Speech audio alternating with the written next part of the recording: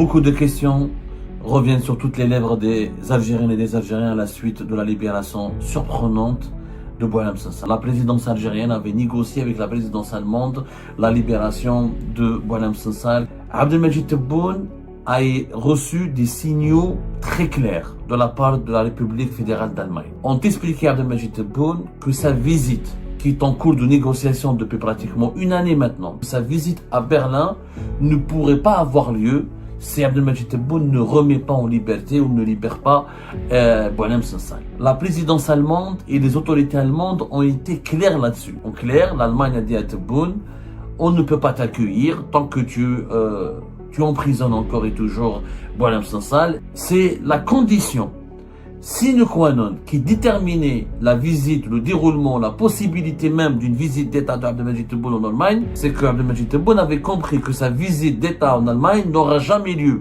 ou elle ne pourra jamais avoir lieu tant que Boualem Sansal n'est pas libéré. Parce que d'abord, c'est un écrivain qui est connu, c'est un citoyen français, que l'Allemagne et la France, qu'on le veuille ou non, forment le couple et le cœur battant de l'Union européenne, que des manifestations allaient être organisées, que en Allemagne, il y a aussi des comités de soutien de Boualem Sansal qui sont très dynamiques, qui sont très actifs. C'est le principal argument qui a été utilisé par l'Allemagne pour convaincre Tebboune de relâcher Boualem Sansal.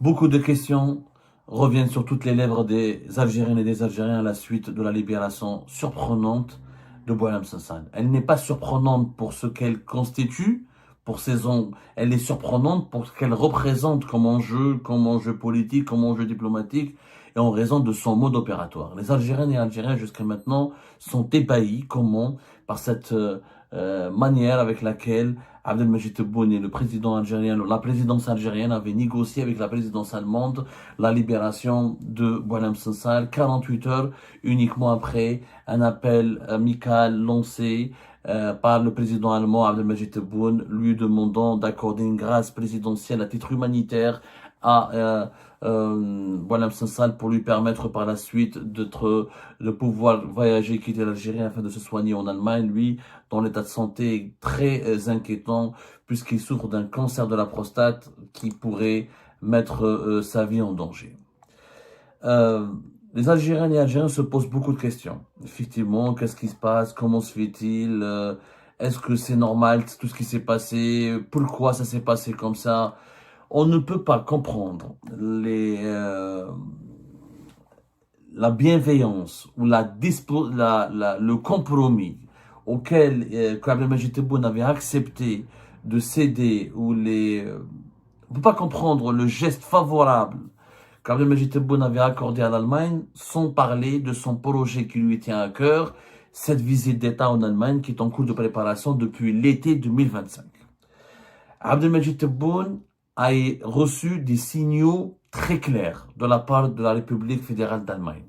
L'Allemagne est à la tête, et son président, d'abord et surtout son président, Frank-Walter Steinmeier,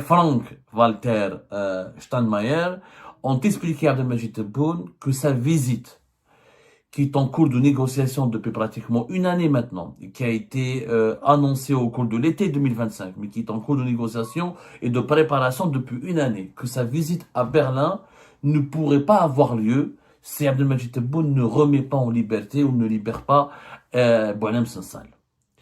La présidence allemande et les autorités allemandes ont été claires là-dessus, ont fait preuve d'une force subtile. Ce que les diplomates parlent d'un concept un peu original dans le jargon diplomatique, on parle de force subtile. C'est-à-dire qu'on ne fait pas usage de la brutalité, on ne fait pas usage de l'agressivité, on ne fait pas usage du chantage, on ne fait pas usage de la menace ou de l'intimidation, mais on exprime une position ferme, mais avec beaucoup de subtilité, beaucoup de finesse, avec beaucoup de gentillesse, de bienveillance. En clair, l'Allemagne a dit à Tebboune, on ne peut pas t'accueillir tant que tu emprisonnes encore et toujours Boualem Sansal, et tant que Boualem Sansal n'est pas soigné correctement et qu'il risque de mourir en prison. C'est la condition sine qua non qui déterminait la visite, le déroulement, la possibilité même d'une visite d'État d'Abdelmajid Tebboune en Allemagne, c'est la remise en liberté de Boualem Sansal. Donc, le compromis d'Abdelmajid Tebboune avec Berlin, ne peut pas être compris, ni interprété, ni analysé si on ne comprend pas cette vérité. C'est que Abdelmajid Tebboune avait compris que sa visite d'État en Allemagne n'aura jamais lieu, ou elle ne pourra jamais avoir lieu tant que Boualem Sansal n'est pas libéré. Pour une raison simple, et entre les rapports, l'ambassadeur d'Algérie, selon nos sources, l'ambassadeur d'Algérie à Berlin a rencontré des interlocuteurs allemands, dont des diplomates de très haut rang, a rencontré plusieurs fonctionnaires importants du ministère allemand des Affaires étrangères qui lui ont clairement dit que la venue de Abdelmajid Tebboune avec un Boualem Sansal emprisonné et toujours incarcéré et avec un Boualem Sansal gravement malade, en danger de mort et maintenu en détention n'est pas souhaitable, n'est pas souhaité, ni jugé, ni souhaitable, ni la bienvenue.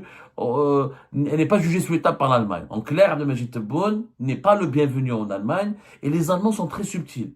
Vous savez ce qui différencie les Allemands des Français ou des Américains? Les Allemands, c'est pas des grosses gueules. C'est des gens tranquilles, ils sont froids, ils sont disciplinés. Et leur froideur, on leur reproche souvent leur froideur comme étant un défaut, une défaillance, une déficience. En réalité, leur froideur leur permet de communiquer un message très ferme, mais sans blesser, sans agresser, sans irriter, sans énerver. Les Allemands ont expliqué à Tebboune via l'ambassade d'Algérie, via l'ambassadeur d'Algérien, d'abord via l'ambassadeur d'Algérie à Berlin, via d'autres des conseillers de Tebboune, via des contacts directs avec Tebboune, il ne peut pas être le bienvenu en Allemagne, donc Boualem Sansal est en prison. Pourquoi? Parce que d'abord c'est un écrivain qui est connu, c'est un citoyen français, que l'Allemagne et la France, qu'on le veuille ou non, forment le couple et le cœur battant de l'Union européenne, que des manifestations allaient être organisées, que en Allemagne il y a aussi des comités de soutien de Boualem Sansal qui sont très dynamiques, qui sont très actifs. Au sein du Parlement allemand, au sein de l'État allemand, les politiques allemands, les élus allemands ne pourraient pas valider, auraient pu critiquer, contester et remettre en cause la légitimité même ou la pertinence même de cette visite de Abdelmajid Tebboune en Allemagne tant que Boualem Sansal est emprisonné. C'est le principal argument qui a été utilisé par l'Allemagne pour convaincre Tebboune de relâcher Boualem Sansal. Parce que je vois beaucoup de rumeurs, de spéculations, on parle de contrats de gaz, de contrats d'armement. Ça, c'est des questions totalement secondaires. Effectivement, dans le sillage de la visite d'État de Tebboune en Allemagne, et l'Allemagne était en train de négocier un certain nombre d'accords de coopération avec l'Algérie. Notamment dans deux domaines clés. Les Allemands s'intéressent à l'énergie, ils s'intéressent à l'armement. L'armée algérienne veut diversifier ses fournisseurs. Elle ne veut plus dépendre de la Russie. D'abord parce que la Russie de 2022 à aujourd'hui, à cause de la guerre en Ukraine, ses unités, ses capacités de production sont entièrement mobilisées sur le front ukrainien et elle accorde la priorité aux besoins de son armée. Tant que la guerre en Ukraine n'est pas définitivement close et terminée, l'industrie militaire russe, elle est saturée, elle ne peut pas se concentrer sur les marchés à l'export. Mais à part quelques appareils, quelques types d'armes que la Russie peut livrer par petites pièces ou par quantité limitée, elle ne peut rien livrer à l'Algérie. En plus, il y a une froideur, il y a une divergence, il y a des tensions et des malentendus qui ont éclaté entre l'Algérie de Tebboune et la Russie de Poutine en raison de pas mal de positions du Kremlin dans plusieurs dossiers géopolitiques où les intérêts russes se sont opposés aux intérêts algériens, où l'attitude, le comportement ou la posture russe, elle n'est pas conforme, elle s'est retrouvée en totale opposition avec la posture algérienne, comme le dossier libyen, comme le dossier de l'élargissement des pays des BRICS, comme le dossier émirati et des monarchies du Golfe, comme le dossier marocain, comme le dossier des pays du Sahel, notamment le Mali, le Niger et le Burkina Faso. Donc Abdelmajid Tebboune a cherché à s'émanciper, à convaincre Tchengueria, il a demandé à Tchengueria de ne plus dépendre de la Russie, de changer la doctrine historique, de ne plus s'équiper à hauteur de 90% d'équipements purement russes. Le seul grand pays qui a une énorme industrie militaire, qui est l'un des plus grands exportateurs au monde d'armes, et qui pourrait pallier un tant soit peu la Russie, qui pourrait aider l'Algérie à diversifier ses fournitures d'armes, ses acquisitions d'armement, c'est l'Allemagne. L'Algérie d'abord elle a vu du côté de la Chine, sauf que la Chine, voilà, elle vend un peu, mais elle a beaucoup de clients et on va dire qu'il y a une crise de confiance. les autorités algériennes n'ont pas fait beaucoup confiance aux Chinois, parce que les Chinois sont réputés pour leur espionnage, pour leur intrusion dans les affaires, dans des systèmes technologiques que l'Algérie aurait pu acquérir et ça pourrait se retourner contre l'Algérie. Et puis le matériel chinois, clairement, les militaires algériens ne sont pas à l'aise avec. Ne sont pas à l'aise avec le matériel chinois. Ils ne sont pas formés pour cela. La culture militaire chinoise, elle est totalement différente de la culture militaire algérienne. Et le phénix n'est pas passé. Là, l'Algérie achète des équipements militaires à la Russie, mais elle ne peut pas achète des équipements militaires à la Chine, mais elle ne peut pas compter sur la Chine pour s'émanciper de sa dépendance vis-à-vis de la Russie. L'Algérie, elle a essayé l'Inde, elle a essayé de faire des pourparlers avec la Corée du Sud. L'Afrique du Sud, c'est un petit fournisseur, mais traditionnel. Le seul grand pays qui peut vraiment exporter des armes, c'est l'Allemagne. C'est une grande industrie, ça fait partie, pratiquement l'Allemagne, on peut considérer, elle détient presque 6% des parts des exportations internationales d'armes. Elle est classée parmi les 5 ou 6 pays les plus grands exportateurs d'armes au monde. Et même si l'Algérie s'est beaucoup rapprochée de l'Italie en termes pour négocier des contrats d'armement et d'acquisition d'armes, l'Italie aussi est un producteur important. Les États-Unis, c'est le premier vendeur. La France, c'est le deuxième vendeur sur la période 2020-2024. Vous avez ensuite la Russie, la Chine et l'Allemagne. L'Allemagne, c'est le 5e exportateur au monde. L'Italie, la différence entre l'Allemagne et l'Italie, c'est que l'Allemagne dispose de certaines technologies qui sont aussi redoutables et aussi efficaces et aussi sophistiquées et aussi puissantes que les technologies militaires américaines ou russes. L'Allemagne, selon nos investigations, déjà, les équipements militaires allemands représentent 10% déjà des équipements militaires utilisés par l'armée algérienne. Et l'armée algérienne, elle a envie d'acquérir et d'augmenter la part du pourcentage d'équipements militaires made in Germany dans les fournitures d'armement de l'armée dont doit disposer l'armée nationale et populaire en Algérie dans le futur. Donc, ça, c'est des questions qui n'auraient jamais pu être, pour qu'il y ait des nouveaux accords de coopération militaire et sécuritaire, de nouveaux accords de coopération économique, il fallait que Tebboune parte à Berlin. D'ailleurs, il est question que Tebboune prenne Shangri-La avec lui à Berlin, en Allemagne.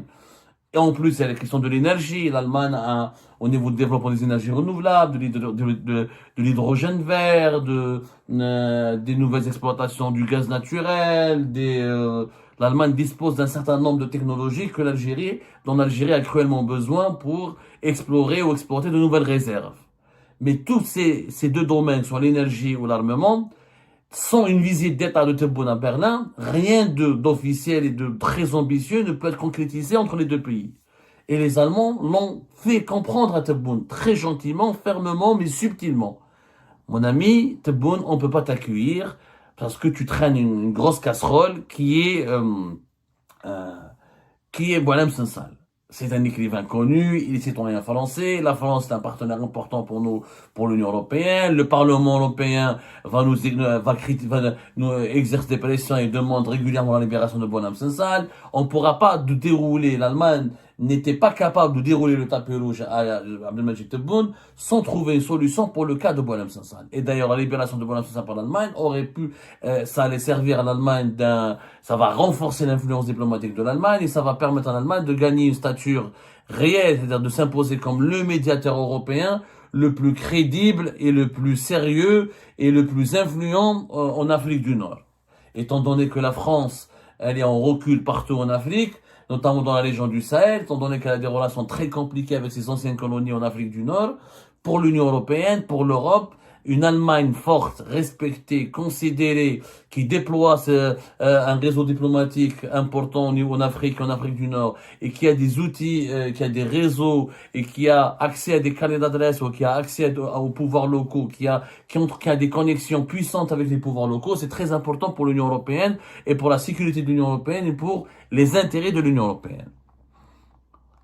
Le cœur de l'objet de négociation de la libération de Boualem Sansal, c'est la visite d'État de Tebboune. Cette visite d'État, elle a été rendue publique. Le projet de cette visite d'État a été rendu public d'abord la première fois à la fin du mois de juillet 2025. Plus exactement le 29 juillet 2025. Quand Abdelmajid Tebboune a été contacté, une communication entre Abdelmajid Tebboune et le président allemand Frank-Walter Steinmeier Et au cours de cette communication, d'un appel téléphonique, le président allemand, il a officiellement invité Abdelmajid Tebboune à venir effectuer une visite en Allemagne pour renforcer les relations bilatérales et pour développer les relations entre l'Algérie et l'Allemagne dans divers domaines. Un communiqué de la présidence allemande, de la présidence algérienne, a confirmé les propos, le contenu de cet appel téléphonique, et c'est la première fois que ce projet d'une visite un peu officielle de Tebboune en Allemagne a été acté, publiquement acté ou rendu public. Abdelmajid Tebboune, par la suite, il en parle un mois plus tard, c'était le 26 août 2025. C'est lui qui va confirmer qu'il a le projet de se rendre en Allemagne pour une visite officielle, mais la date n'a pas été encore calée, au fin 2025, au début 2026. Pourquoi il n'avait pas de date? Parce que Boualem Sansal les négociations étaient toujours en cours pour la libération de Boualem Sansal. Tebboune avait compris jusqu'au début septembre 2025 que les Allemands ne donneraient aucune date, qu'ils n'accepteraient pas de valider une date officielle et définitive tant que Abdelmajid Tebboune ne fait pas un geste concret et réel et ne s'engage pas à libérer Boualem Sansal. Les événements se sont accélérés au cours de ce mois de novembre. Pourquoi? Parce que Tebboune souffre d'un isolement géopolitique mondial. Ce qui s'est passé au Conseil de sécurité de l'ONU avec la résolution nettement favorable au Maroc au détriment de son agenda et de sa feuille de route qu'il défendait avec beaucoup d'acharnement et de virulence dans le dossier du Sahara occidental, son exclusion des accords de négociation pour les accords de paix avec le Hamas en Palestine, la même chose au début de ce mois d'octobre 2025, le nombre ridicule de chefs d'État africains qui se sont déplacés, qui ont accepté de venir à Alger lors de l'IATF à Alger, c'était en septembre 2025. L'IATF qui s'est déroulée à Alger récemment, au mois de septembre 2025. Mis à part quelques pays comme le Zimbabwe, le Mozambique, le Tchad, la Mauritanie, Brahim Ghali du Sahara occidental ou du Polisario, parce que le Sahara occidental n'est pas un pays, ça appartient au Maroc en réalité, donc c'est le Polisario, mis à part le président tunisien. Personne ne s'intéresse à Tebboune, personne ne donne de l'intention à Tebboune, personne n'accorde de l'importance à Tebboune, personne ne tend une oreille à Abdelmajid Tebboune et personne ne veut serrer la main à Tebboune ou travailler avec lui. Les autres chefs d'État étrangers, des pays importants comme l'Allemagne par exemple, se contentaient jusque-là d'appels téléphoniques. Pourquoi? Parce que Tebboune avait la réputation d'être un président infréquentable, d'un dictateur atroce, un dictateur impitoyable qui prend en otage des écrivains, des ressortissants étrangers, qui emprisonne tout le monde, qui développe une relation un rapport très agressif et très violent avec ses voisins, qui critique des pays importants dans la région qui a des problèmes personnels et très violents avec des pays importants dans la région comme les Émirats Arabes Unis, et il n'est pas accepté, il a du mal à se faire accepter. Son sale caractère, c'est les problèmes qu'il crée dans la région, les différentes crises qu'il crée avec des partenaires importants comme la France, l'Espagne auparavant, ont fait de lui un président qui n'est pas jugé comme fréquentable, qui n'est pas très prisé, très courtisé par la communauté internationale. Or, quand on voit le passif d'Abdelmajid Tebboune ne s'est rendu dans aucune grande capitale occidentale. Il a fait le Koweït en 2020, l'Arabie Saoudite en 2020, Tunisie en 2021, l'Égypte en 2022, le Qatar en 2022, la Turquie en 2022. L'Italie, c'est le seul grand pays européen et occidental qui a reçu Tebboune à 2 reprises. En Italie, c'était en 2022, le Portugal, c'est un petit pays européen, 2023, la Russie 2023, la Chine 2023, Sultanat d'Oman 2024, Slovénie 2025, l'Italie, voilà encore une visite de Tebboune en Italie en 2025, et le Vatican, c'était à l'occasion de sa visite en juillet 2025 en Italie. Mis à part l'Italie, Abdelmajid Tebboune a démarré son 2e mandat avec aucune visite d'État dans un pays important. La Chine et la Russie qui l'ont reçu, qui l'ont qui ont déroulé le tapis rouge en juillet 2023 lui tournent le dos et la coopération ne marche pas et les Chinois et les Russes s'investissent et s'engagent dans d'autres pays concurrents à l'Algérie comme l'Égypte, comme le Nigeria, comme l'Angola, comme le Maroc, comme la Libye et ailleurs, et ils se désintéressent de plus en plus de l'Algérie. Donc Tebboune, pour rompre son isolement et pour donner du prestige à ce deuxième mandat qu'il a arraché dans des conditions troublantes, et pour ne pas dire scandaleuses, en emprisonnant ses candidats les plus qui le menaçaient directement, en bâillonnant la presse, en trafiquant les urnes, en annonçant des chiffres surgonflés et surréalistes. Il fallait que son deuxième mandat soit nettoyé ou lavé ou purifié, au moins à travers une belle visite d'État dans un grand pays crédible, une puissance mondiale respectable et influente et prestigieuse et rayonnante. Il n'y avait que l'Allemagne qui était prête à l'accueillir. Pourquoi? Parce qu'il connaît l'Allemagne d'abord, il se soigne en Allemagne. Il a une relation intime et personnelle avec l'Allemagne. Il a de l'affection pour l'Allemagne parce qu'elle lui a sauvé la vie, clairement, en 2020, en 2021. Et, comme je l'ai dit, il y a des impératifs sécuritaires et économiques. Le régime Tebboune a besoin de trouver un nouveau fournisseur d'armes, en urgence. L'Italie, elle vend des armes, mais les systèmes d'équipement sophistiqués, l'Italie ne peut pas secourir l'Algérie. Donc, il n'y a que l'Allemagne qui fabrique des systèmes d'armement très sophistiqués qui peut permettre à l'Algérie de souffler, de trouver un nouveau fournisseur important, alors que le Maroc voisin, le concurrent marocain, le rival marocain, l'ennemi marocain, parce que pour tout le monde, le Maroc, c'est pas un rival ou un concurrent, c'est un ennemi. L'ennemi marocain bénéficie d'un soutien militaire important de la part d'Israël, de la part des États-Unis d'Amérique. Tout compte fait, Abdelmajid Tebboune a réfléchi et il a bien compris que s'il veut vraiment se faire inviter en Allemagne et s'il veut vraiment que l'Allemagne accepte de signer des accords de coopération militaire et économique avec l'Algérie, il doit absolument faire un geste dans le dossier de Bonhomme Sansal. Et c'est comme ça que, à la mi-novembre 2025, Abdelmajid Tebboune a conclu un accord définitif avec la présidence allemande qui consiste à libérer Bonhomme Sansal et à transférer et à autoriser le transfert de Bonhomme Sansal vers l'Allemagne, vers Berlin. C'est dans ce contexte-là. Il y a d'autres considérations, le pape, la France, la nécessité de restaurer les relations avec la France qui a utilisé aussi l'Allemagne comme médiateur, et l'Allemagne qui a fait pression sur l'Algérie pour régler ses problèmes avec la France. Tout ça, c'est des questions secondaires. Ce qui le préoccupe pour le moment, c'est d'abord et avant tout, je dis bien, d'abord et avant tout, sa visite d'État en Allemagne.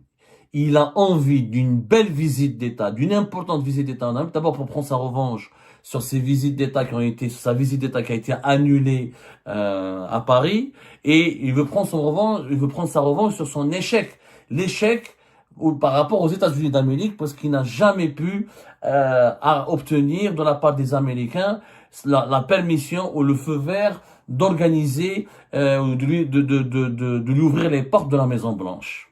Il n'y a que l'Allemagne et Berlin qui pourraient rehausser, sauver son prestige, sauver son honneur et rehausser son deuxième mandat qui a commencé depuis pratiquement plus d'une année dans des conditions scandaleuses et dans une atmosphère très terne et très morose.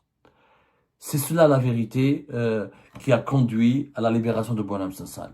Qui peut dire merci à l'Allemagne, et l'Allemagne, elle a bien joué, elle a vraiment bien joué son coup, sans chantage, sans rapport de force, sans bras de fer, mais avec une force subtile et une intelligence très subtile. L'Allemagne a obtenu de la part de Tebboune ce qu'elle avait espéré, ce qu'elle voulait obtenir pour pour se positionner définitivement comme la puissance européenne, la plus influente, la plus respectée et la plus respectable sur le continent africain, notamment en Afrique du Nord. Et ben voilà, c'est la fin de cette vidéo. Je vous remercie toutes et tous, comme d'habitude, pour avoir suivi la vidéo jusqu'à la fin. N'oubliez pas de nous laisser vos commentaires et vos réactions sur le sujet de cette vidéo et de partager le contenu si ça vous intéresse. Et je tiens toujours à remercier nos abonnés et les personnes qui réagissent de façon régulière sur nos vidéos et qui nous suivent et qui nous laissent des commentaires. Donc merci beaucoup pour votre dynamisme et pour votre sens de partage et de discussion. Donc voilà, sans vous, ce contenu n'a pas vraiment de valeur sans cette communauté qui ne cesse de s'accroître. Donc merci beaucoup et à la prochaine dans une nouvelle vidéo. Au revoir.